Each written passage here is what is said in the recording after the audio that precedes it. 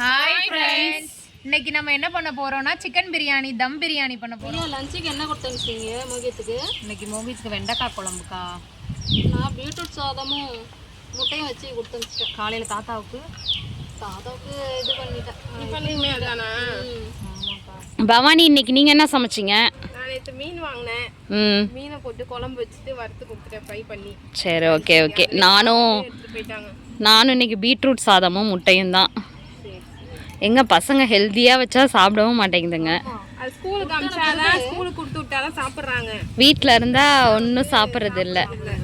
அங்கே நமக்கு பயந்துட்டாலும் சாப்பிட்றாங்க. கரெக்டாக பார்த்தீங்கன்னா பசங்களெல்லாம் ஸ்கூலுக்கு அனுப்பிட்டு அதுக்கப்புறம் வீட்டுக்கு பக்கத்துலேயே வந்து இந்த மாதிரி மரத்தடி இருக்குது, அங்கே வந்து உட்காந்துட்டு நாங்கள் ஜாலியாக சமைச்சிட்ருக்கோம். ஏன் நீங்கள் இன்றைக்கி வீடியோவுக்கு வரலையா? நாங்களா, எங்கள் வீட்டில் கெஸ்ட் வந்திருக்காங்க. சரி, ஓகே ஓகே.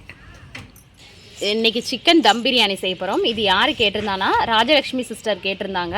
அவங்களுக்காக இன்றைக்கி நம்ம வந்து சிக்கன் தம் பிரியாணி செய்ய போகிறோம். வாங்க எப்படி செய்யலான்னு. இப்போ வந்து நம்ம சேனல் வந்து 100 சப்ஸ்கிரைபர் வரப்போகுது. அதுவுமே பார்த்திங்கன்னா 1 வீக்லேயே வரப்போகுது. அது எங்களுக்கு ரொம்பவே ஹாப்பியாக இருக்குது. உங்கள் எல்லாருக்கும் ரொம்ப தேங்க்யூ.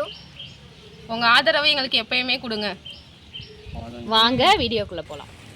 சிக்கன் தம் பிரியாணிக்கு வந்து 1.5 கிலோ கறி எடுத்துருக்கோம், சிக்கன் எடுத்துருக்கோம். அதே மாதிரி 1.5 கிலோ பாஸ்மதி அரிசி எடுத்துருக்கோம். உங்கள் அளவுக்கு ஏற்ற மாதிரி நீங்கள் கூட குறைய போட்டுக்கோங்க. நம்ம ஃபஸ்ட்டு ஸ்டார்ட் பண்ணுறதுக்கு முன்னாடி அரிசியை ஃபஸ்ட்டு ஊற வச்சுக்கலாம். நல்லா பார்த்தீங்கன்னா கழுவிட்டு அதுக்கப்புறம் நல்ல தண்ணி ஊற்றி அப்படியே ஊற வச்சு மூடி வச்சுருங்க. இஞ்சி பூண்டு பேஸ்ட் அரைக்கிறதுக்கு இஞ்சி பூண்டு, ஒரு பச்சை மிளகாய், கொஞ்சம் ஒரு கைப்பிடி கொத்தமல்லி, அப்புறம் கொஞ்சம் போல் பெருஞ்சீரகம், 2 ஏலக்காய், 2 கிராம்பு, கொஞ்சோண்டு பட்டை, இதை மட்டும் போட்டு அரைச்சிக்கலாம். பிரியாணிக்கு நல்லா ஃப்ளேவர் நல்லாயிருக்கும். நம்ம எல்லாருமே எப்போதும் கேஸ்லேயே சமைச்சிட்டு இந்த மாதிரி அடுப்பை பற்ற வச்சு செய்கிறது ஒரு டாஸ்க்காக தான் இருக்குது. ரொம்ப காற்றும் அடிக்கிறதுனால சரியாக வந்து பற்ற வைக்கவே முடியல. இப்போ இந்த இடத்தெல்லாம் க்ளீன் பண்ணிவிட்டு கொஞ்சம் சீக்கிரம் பற்ற வச்சுக்கலாம். வந்து நம்ம தண்ணி ஊற்றி ஒரு 3 to 4 டைம்ஸ் நல்லா கழுவிட்டு மறுபடியும் தண்ணி ஊற்றி ஊற வச்சுக்கலாம். தேவையான பொருட்கள்லாம் பார்க்கலாம் வாங்க. வெங்காயம், தக்காளி, பச்சை மிளகா, இஞ்சி பூண்டு விழுது, எண்ணெய், நெய், கொஞ்சோண்டு தனி மிளகாய்த்தூள், உப்பு, பட்டை, கிராம்பு, ஏலக்காய், கொஞ்சோண்டு சோம்பு, சிக்கன். தேவையான அளவுக்கு நெய் விட்டுக்கலாம். எண்ணெய் எடுத்துட்டு வாங்க. எங்கக்கா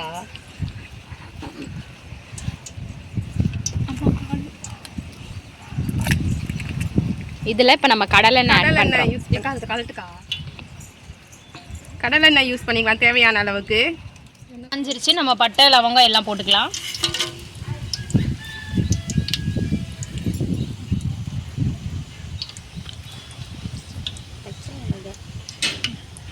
பச்சை மிளகா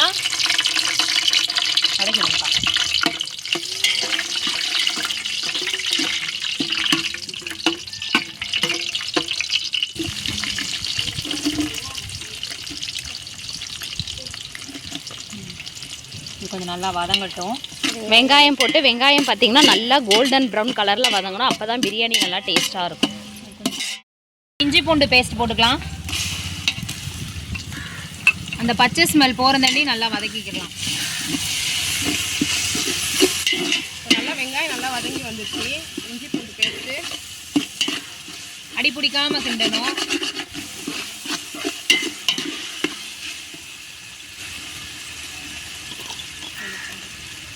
போயிடுச்சு. இப்போ தக்காளி போட்டுக்கலாம். வதங்குறதுக்கு கொஞ்சம் உப்பு போட்டுக்கலாம். எவ்வளோ வெயில் அடிக்குதுன்னு பாருங்கக்கா. போட்டால் துணி ஊற 5 நிமிஷத்தில் காஞ்சி போயிடுது. ஆமாம், இன்னும் இருக்க இன்னும் அதிகமாகும். சித்திரை மாதம்லாம் வந்தால் என்ன செய்யணும் ஒன்றும் முடியலையே. 2-3 நாளாக வெயிலையே காணும். லைட்டாக தான் இருந்தது. இன்னைக்கு செம தாக்கு. அப்புறம் ஸ்கூல் லீவுக்குலாம் எங்கே போகிற மாதிரி பிளானு? லீவ் விட்டால் தான் தெரியும். இல்லையா போகிறோமா இல்லையா தெரியல. முதல்ல ஊருக்கு இதெல்லாம் போகலையா? இவங்க வீடு பார்த்தீங்கன்னா பக்கத்துலேயே இருக்கிறதுனால அப்பப்போ இவங்களை வெளியே அனுப்பிச்சி விட்டுக்கிறது. இந்த அடுப்பில் செய்கிறது நல்லா வாசனை வருதுல்ல பவானி? செம்ம ஸ்மெல்லாக இருக்குது. நீங்களும் இதை ட்ரை பண்ணி பாருங்கள். இப்போ வந்து வெங்காயம், தக்காளி எல்லாமே நல்லா வதங்கிடுச்சு. இப்போ நம்ம தயிர் ஊற்றிக்கலாம்.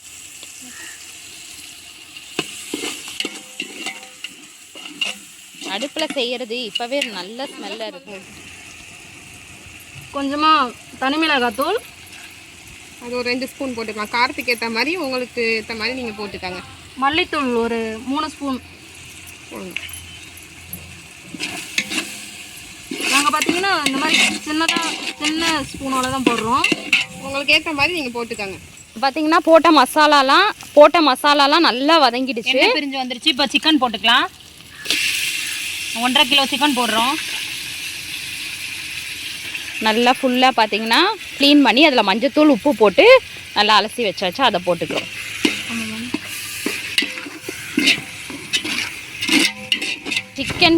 சிக்கன் போட்டு பார்த்தீங்கன்னா சிக்கன் நல்லா வதங்கட்டும். அதுக்கப்புறம் வந்து நம்ம தேவையான அளவு தண்ணி ஊற்றிக்கலாம். இப்போ வந்து நல்லா வதங்கிடுச்சு. எண்ணெயும் நல்லா பிரித்து வருது. இப்போ வந்து நாங்கள் ஊற வச்சதுனால 1க்கு 1.5 கிளாஸ் வைக்கிறோம் தண்ணி. ஊற வைக்கலைன்னா 1க்கு 2 கணக்கு.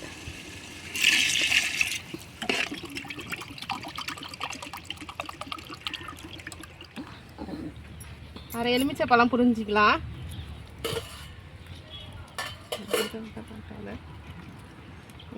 இப்போ பார்த்தீங்கன்னா தண்ணி நல்லா கொதித்து வரட்டும். ஒரு கல் வந்து உப்பும் தூக்கலாக இருக்கணும், ஒரு இது காரமும் தூக்கலாக இருக்கணும். அப்போ தான் நம்ம அரிசி போட்டால் கரெக்டாக இருக்கும். இப்போ வந்து மூடி வச்சுலாம் நம்ம நல்லா தண்ணி கொதிக்கணும். ஏன்க்கா இவ்வளோ நேரம் வரல? எங்கள் வீட்டில் கெஸ்ட் வந்திருக்காங்க. ஓகே. நம்ம தம் போட்டுக்கலாம்.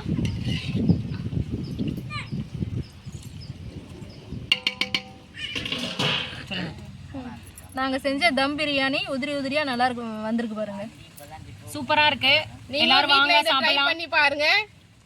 அடுத்த ரெசிபி என்ன வேணுங்கிறத கமெண்ட்ல சொல்லுங்க. நாங்கள் செஞ்ச பிரியாணி பார்த்தீங்கன்னா நல்லா உதிரியாக சாஃப்டாக, கறி நல்லா வெந்து சாஃப்டாக இருக்குது. நீங்களும் இதே மாதிரி செஞ்சு பாருங்கள். உங்களுக்கும் இது பிடிச்சிருந்தா இந்த சேனலை சப்ஸ்கிரைப் பண்ணுங்க. நெக்ஸ்ட் என்ன செய்யலாங்கிறத கமெண்ட்ல சொல்லுங்கள். நாங்களும் அதை நாளைக்கு செஞ்சு காட்டுறோம்.